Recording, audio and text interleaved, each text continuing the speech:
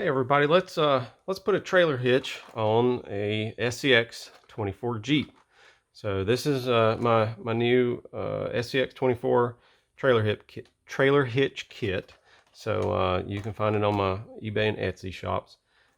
So we'll just dive straight into it. I'll try not to talk too long and make this too long of an upgrade.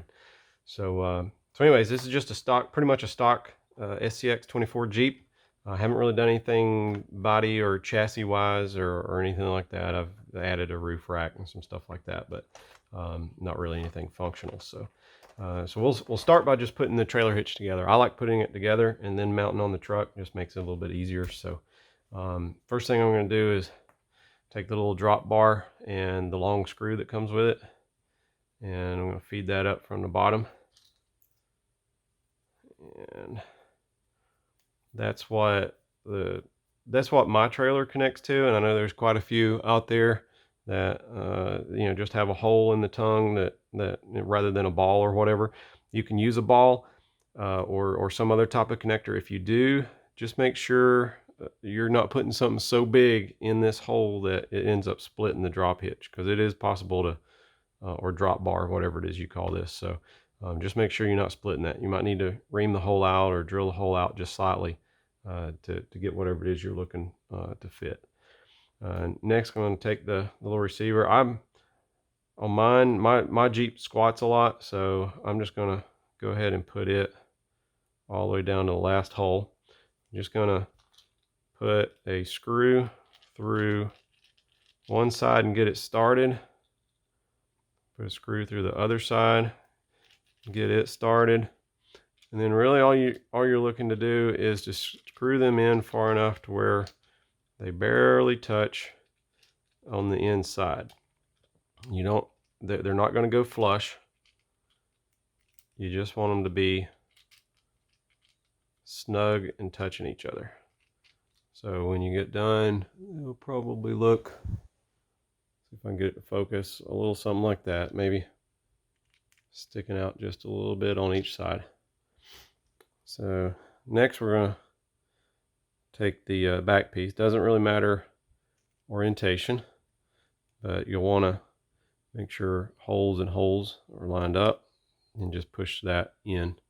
May have to file it a little bit, but it should be just a good snug fit from the start. I'm going to do the same thing. I'm going to put a screw in from each side. These are going to go in a little less than the other ones, but it's the same thing. You just want to screw them in from each side. I think I got that one started crooked. Screw it in just a little bit from each side till they just maybe barely touch in the middle. So next, this is the back chassis mounting part. If you notice, it's got some large holes and some small holes. The small holes are going to be towards the back of the Jeep. The large holes are going to be towards the front of the Jeep. So the orientation on this bar that comes down, you're going to want to take the assembled piece that you just did and put on like so. So that way, again, you've got small holes, large holes, and then this. It will go together the other way, and if you end up doing that, then it's going to be backwards when you try to put it on the Jeep. So from there, just put a couple of screws in from the back side.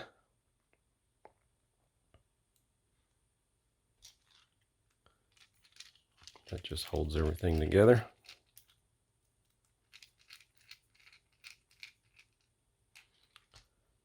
Then on these large holes, take one of these screws.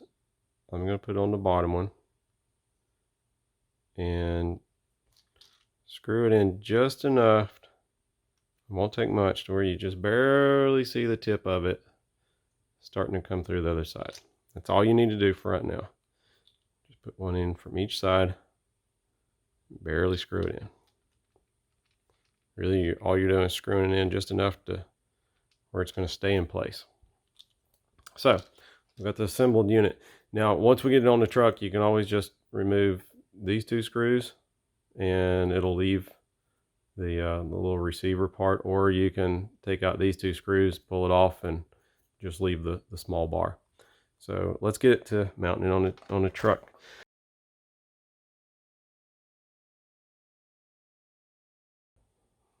All right, so had to reset my equipment. Now after you've got the large screw in there, go ahead and take apart the back hinge, taking those 2 small screws out.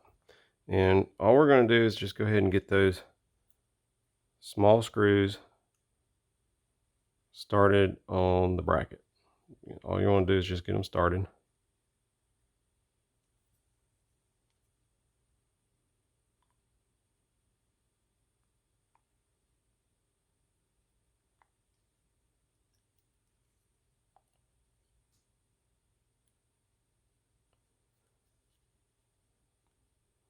All right. Now, if you notice on the chassis, let me point this out.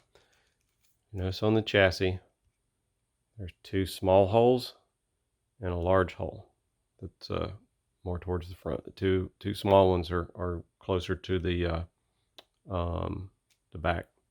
So we're going to get it lined up. The 2 original small screws are going to go in that very back hole. Basically, it's the same hole that they came out of. So all I'm going to do is just get them started a little bit. Really just so it sort of holds it into place while I'm working on it. You can also tighten the big back ones just a little bit. Again, don't have to over tighten everything. And the big ones towards the I guess the front up here, they're not going to screw all the way in. So don't try to screw that. Those screws are too big for the hole. They're just there to stabilize it. So now that I've got the bracket, it's just barely being held into place, really, by these smaller original screws. Now I'm just going to put the body back into place.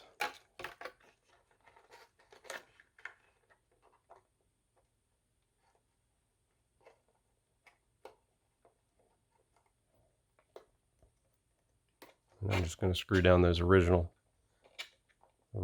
screws that came out of it.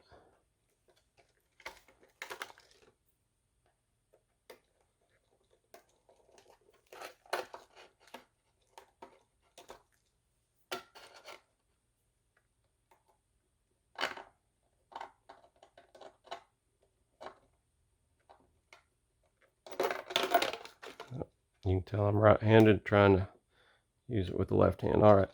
After that, I'm just going to, again, just go back to these large screws and just snug them up. Again, I'm not trying to force them through those holes or anything. I mean, you could probably go ahead and drill them out if you really wanted to, but that may weaken the chassis. So I wouldn't recommend drilling those holes out. Really all you want to see, and hopefully you can see it here, just inside there, you just want the tip of the screw coming through that hole. So that all that is to stabilize it from moving around. And that is pretty much it. So again, mine squats a little bit. The trailer does hook up to it pretty good, and it does pull it around. So I know a lot of people may have adjustable springs or whatever, or taller tires, stuff like that. So and I have also tried it on a deadbolt chassis. I don't have the whole truck to try it on, but I did try it on the deadbolt chassis with the hinge that comes with it. It appears to work. I do not have a C10 to try it on, so if anybody out there has one and wants to try it and post in the comments, then that would be great. So other than that, appreciate it and keep on crawling.